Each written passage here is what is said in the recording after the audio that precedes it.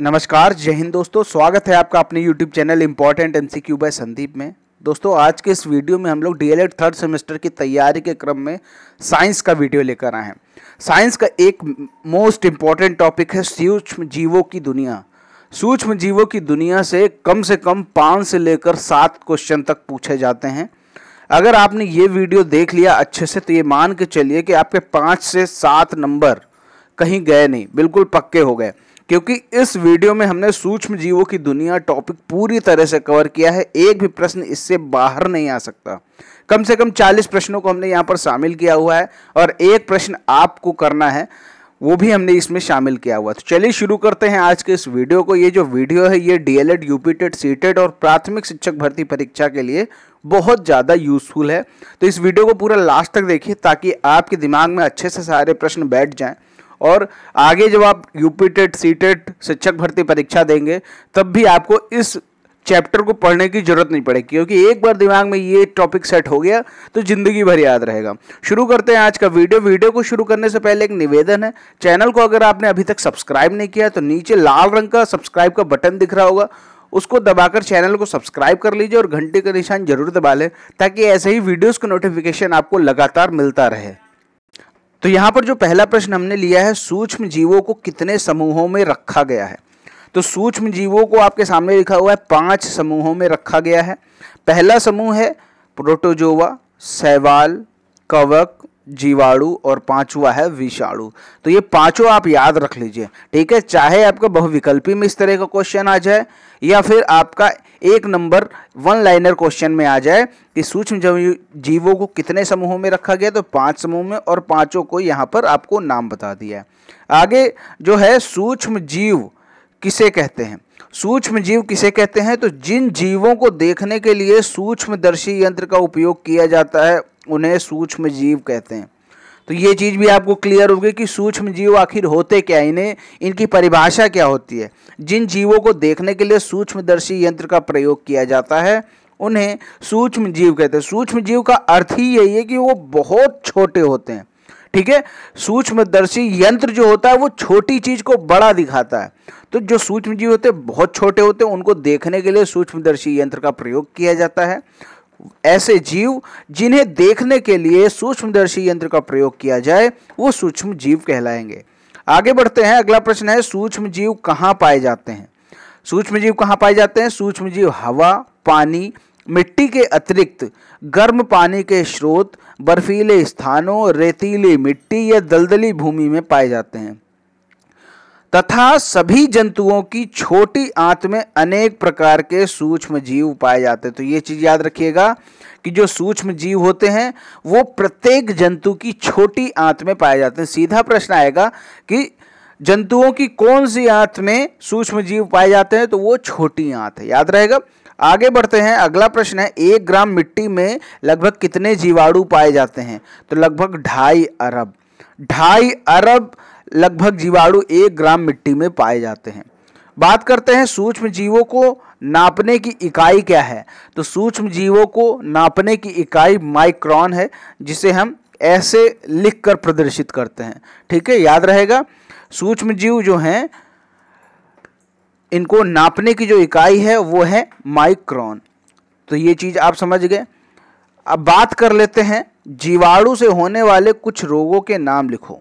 जीवाणु से होने वाले कुछ रोगों के क्या क्या नाम हैं। हैजा, टाइफाइड, क्षय रोग जिसे तपेदिक भी कहते हैं।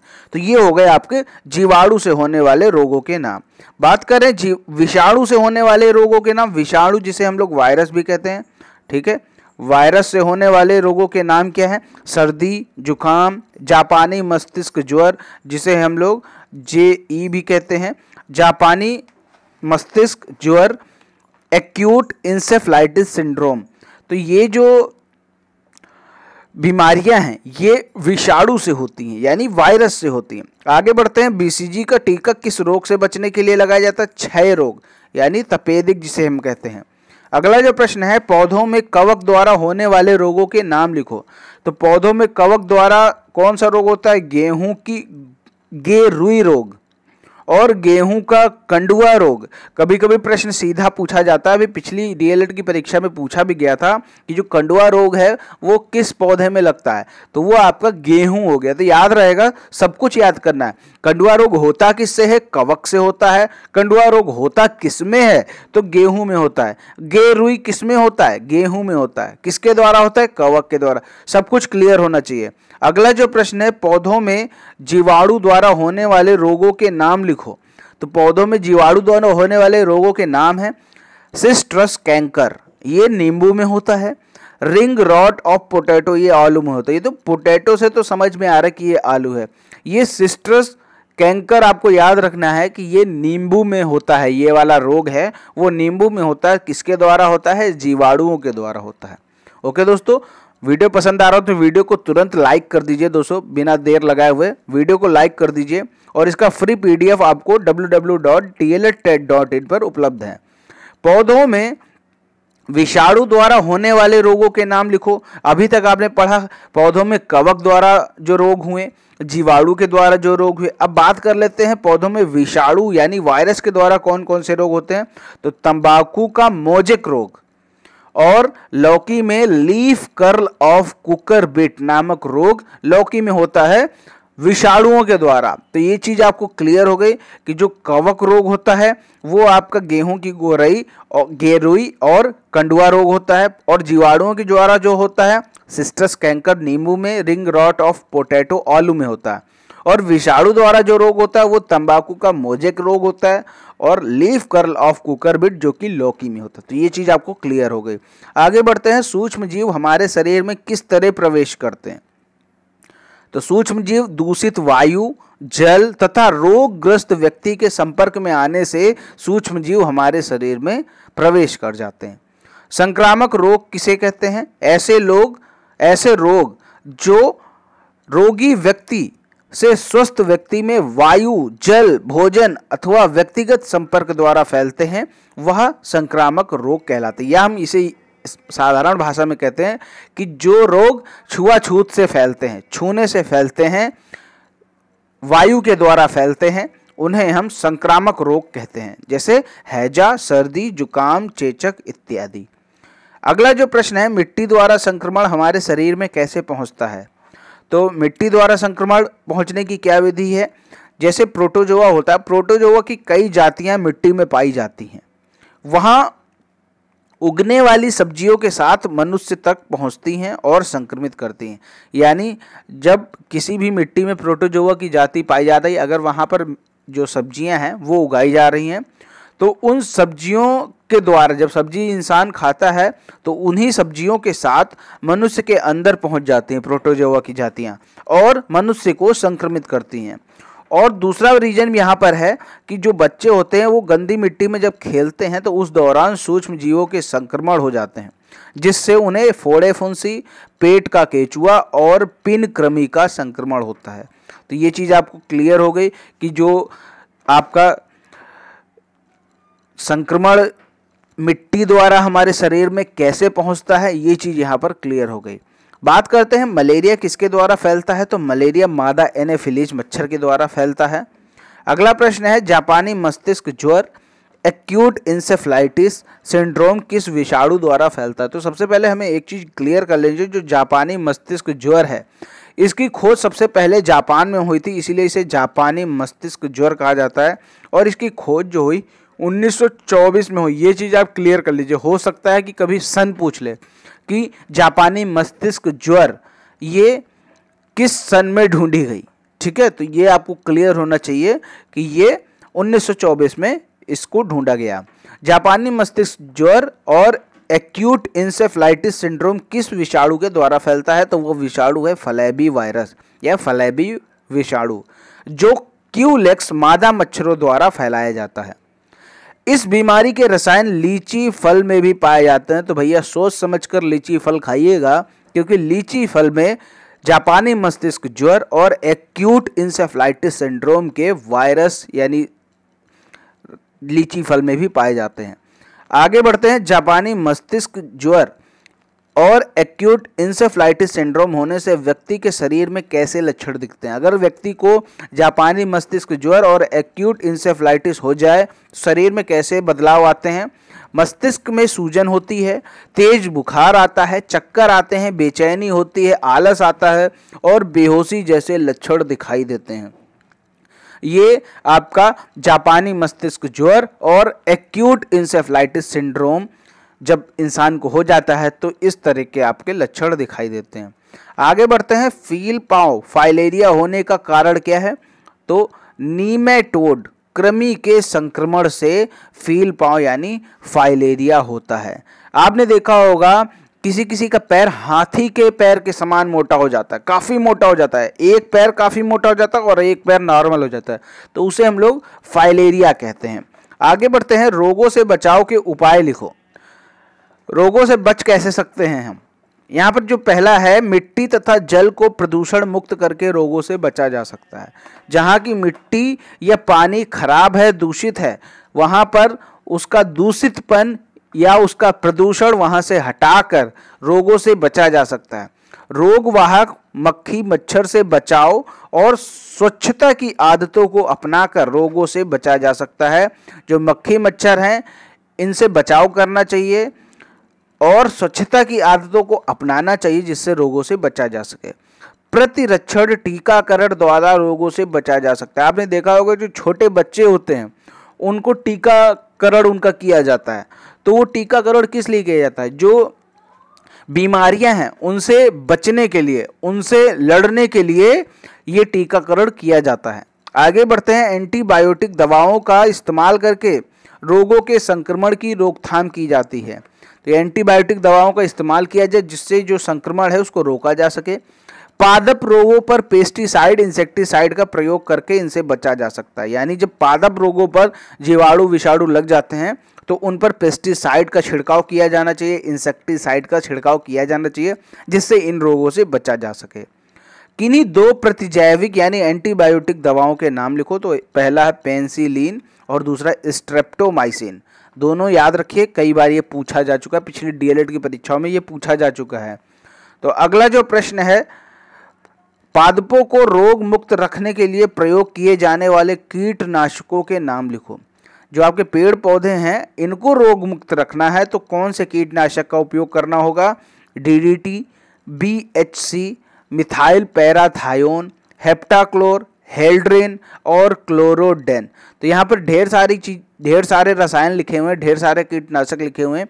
इनमें से आप कोई भी कम से कम 4 याद कर लीजिए क्योंकि 4 से ज़्यादा नहीं पूछा जाएगा। आगे बढ़ते हैं। खरपतवार को नष्ट करने वाले रसायन का नाम लिखो। आपने देखा होगा अगर आप गांव से बिलोंग करते हैं तो खरपतवार को नष्ट करने के लिए एक दवा का छिड़काव किया जाता है। वो है जिसे एक होती है 2D और दूसरी होती है 4D। तो ये जो दवाएँ हैं, ये जो रसायन हैं, इनका छिड़काव किया जाता है खेतों में खरपतवार को नष्ट करने के लिए। फफूंद का नाश करने वाले फंजीसाइड का नाम लिखो। तो फफूंद का नाश करना है तो कौन से फंजीसाइड का उपयोग करना होगा, तो वो है ओफेनॉल और केप्टन। ये 2 तरीके के प्रमुख फंजीसाइड हैं जिनसे फफूंद का नाश होता है। आगे बढ़ते हैं। दही बनाने के लिए कौन सा जीवाणु सहायक है। दही बनाने के लिए कौन सा बैक्टीरिया सहायक होता है ये आपको बताना है। तो वो है लैक्टोबैसिलस। ठीक है, लैक्टोबैसिलस नामक जीवाणु जो कि सूक्ष्म जीव होता है, तो ये जो है ये दही बनाने के लिए सहायक होता है। आगे बढ़ते हैं। पनीर, सिरका, डबल रोटी, शराब, इडली, डोसा, ब्रेड और खमीर बनाने में कौन सा सूक्ष्म जीव जिम्मेदार। देखिए मैंने सब यहाँ पर लिख दिया है ताकि इनमें से भी अगर कोई आपकी परीक्षा में पूछ दे, अगर ये पूछ दिया जाए कि शराब बनाने के लिए कौन सा सूक्ष्म जीव जिम्मेदार है तो आपको पता होना चाहिए यीस्ट नामक फफूंद। इसका सही उत्तर है यीस्ट नामक फफूंद। आगे बढ़ते हैं। प्रश्न संख्या 26 को लेते हैं। प्रश्न संख्या 26 है। सूक्ष्म जीवों से बनाई जाने वाली कुछ प्रतिजैविक दवाओं के नाम लिखो। ये प्रश्न आ चुका है डीएलएड की परीक्षा में। तो सूक्ष्म जीवों से बनाई जाने वाली प्रतिजैविक दवाएं हैं जैसे पेनिसिलिन फफूंद से बनाई जाती है, स्ट्रेप्टोमाइसिन जीवाणु यानी बैक्टीरिया से बनाई जाती है, लिन नामक दवा शैवाल से बनाई जाती है। अगर हम इसको याद करने का कुछ तरीका देखें तो पेंसिलिन फफूंद यानी पीएफ से हम इसको डिनोट कर सकते हैं। जो पेंसिलिन है वो फफूंद से बनती है, और जो स्ट्रेप्टोमाइसिन है ये जीवाणु से बनती है, तो इसको हम लोग जेएस से डिनोट कर सकते हैं। और जो क्लोरेलिन नामक दवा है वो शैवाल से बनती है, तो हम इसको CS के नाम से डिनोट कर सकते हैं। जैसे CS से कंप्यूटर साइंस हो गया। JS आपने बहुत सुना होगा, PF भी आपने बहुत सुना होगा, जो आपने देखे होंगे PF यानी प्रोविडेंट फंड, तो ये आपने खूब सुना होगा। तो पेंसिलिन जो होगा फफूंद से तैयार होता है, स्ट्रेप्टोमाइसिन होता है जीवाणु से तैयार किया जाता है, और क्लोरेलिन नामक दवा शैवाल से बनाई जाती है। मटर, चना, मेथी और अरहर के पौधे के जड़ में कौन से जीवाणु पाए जाते हैं? ये जो प्रश्न है ये शिक्षक भर्ती परीक्षा में भी पूछा जा चुका है, यूपी टेट में भी पूछा जा चुका है, और आपकी DLED की पिछली परीक्षाओं में भी पूछा जा चुका है। तो मटर, चना, मेथी और अरहर के पौधे की जड़ में राइजोबियम नामक जीवाणु पाए जाते हैं। अब इससे संबंधित कुछ बातें हैं वो भी हम यहाँ पर पढ़ेंगे। इन पौधों की जड़ों में गांठें पाई जाती हैं, तो यहाँ पर ये चीज़ भी क्लियर हो जाती है कि मटर, चना, मेथी और अरहर के पौधों में इनकी जड़ों में गांठें पाई जाती हैं। राइजोबियम वायु से नाइट्रोजन अवशोषित करके नाइट्रोजन यौगिक को नाइट्रेट और नाइट्राइट में परिवर्तित कर मिट्टी में नाइट्रोजन को स्थिरीकरण कर देते। तो ये चीज़ यहाँ पर ये चीज़ क्लियर होनी चाहिए कि नाइट्रोजन को स्थिरीकरण करने के लिए कौन जिम्मेदार है, वो है राइजोबियम। राइजोबियम करता क्या है? वायु से नाइट्रोजन अवशोषित करता है और नाइट्रोजन यौगिक को नाइट्रेट और नाइट्राइट में परिवर्तित कर देता है। इससे क्या होता है? इससे मृदा की उर्वरता बढ़ती है, यानी जो मृदा है वो काफ़ी उपजाऊ हो जाती है। तो ये चीज़ क्लियर हो गई। जो राइजोबियम है वो मटर, चना, मेथी और अरहर के पौधों की जड़ में पाया जाता है। आगे बढ़ते हैं। सब्जी के रूप में प्रयोग किए जाने वाले कवक के नाम लिखो। तो सब्जी के रूप में कौन से यूज़ होते हैं? एगेरिकस, जिसे हम लोग मशरूम कहते हैं आम भाषा में। एगेरिकस, दोनों नाम याद रखिए, एगेरिकस और मशरूम, क्योंकि कभी कभी हो सकता है कि साइंस के लैंग्वेज में ऑप्शन में दे दिया जाए एगेरिकस, तो आपको पता ही ना हो। एगेरिकस होता है मशरूम, और दूसरा होता है मार्सेला, जिसे हम लोग आम भाषा में गुच्छी कहते हैं। ठीक है, तो याद रहेगा, दोनों याद रहेंगे कि सब्जी के रूप में कौन से कवक इस्तेमाल किए जाते हैं। एगेरिकस यानी मशरूम, मार्सेला यानी गुच्छी। अगला जो प्रश्न है, कौन से जीवाणु रस्सी बनाने के काम आते हैं? ये भी आपको पता होना चाहिए कि रस्सी बनाने के कौन से जीवाणु काम आते हैं, तो वो है पटुआ, सनई, हेम्प के पौधे। यहाँ पर क्या होता है कि जो पटुआ या सनई के पौधे होते हैं उनको किसान काट कर पत्तियों एवं शाखाओं की सफाई करके उसे हल्की धूप में 4 से 5 घंटे के लिए छोड़ देते हैं। फिर जो तने साफ किए गए हैं उनको तालाब में या पानी में छोटे छोटे गट्ठर बनाकर मिट्टी से दबा दिए जाते हैं, और 5 या 6 दिन के बाद इनकी जो जड़ें होती हैं, इनका जो मुलायम भाग होता है वो सड़ जाता है, और इसके जो रेशे होते हैं वो स्पष्ट दिखने लगते हैं।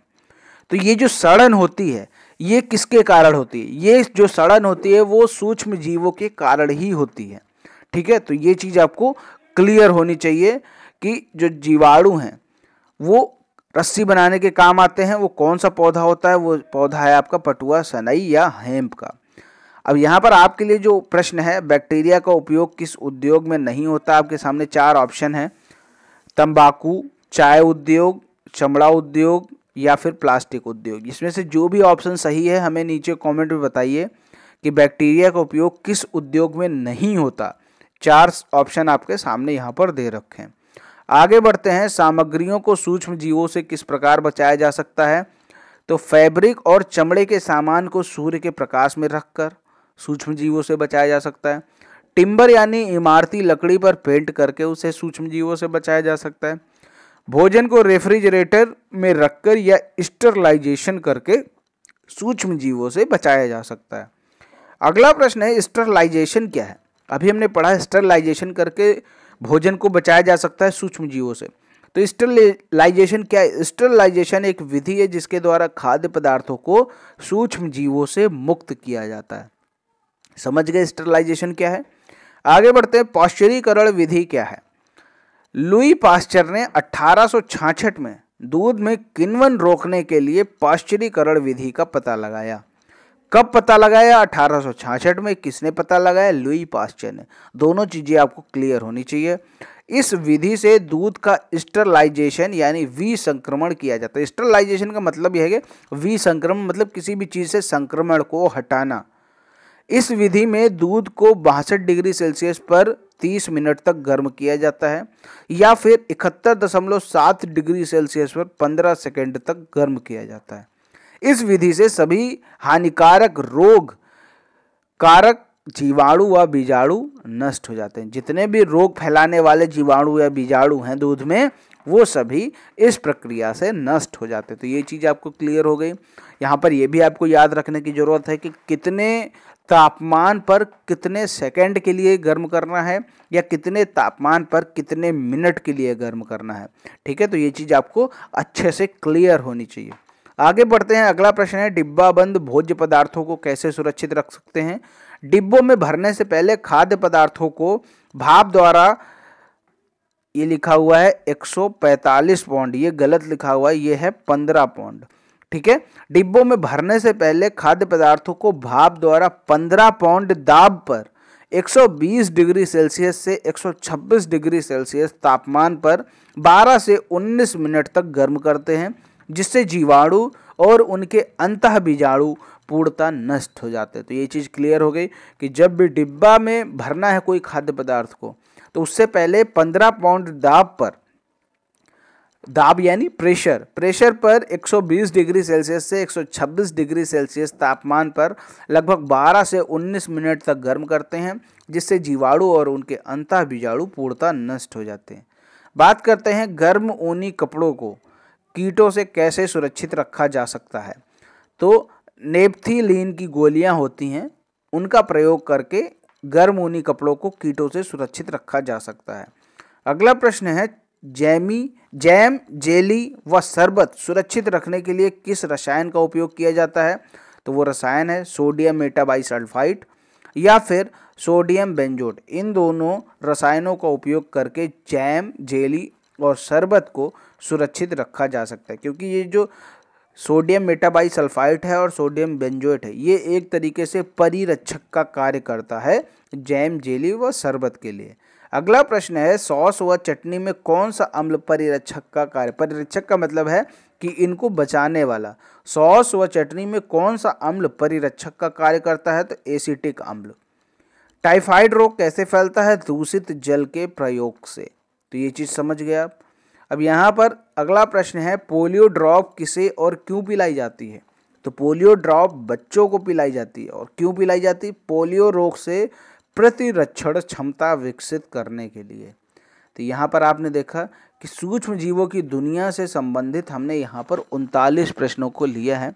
अब सूक्ष्म जीवों की दुनिया से कोई भी प्रश्न ऐसा नहीं बचा है जो हमने इस वीडियो में कवर ना किया हो।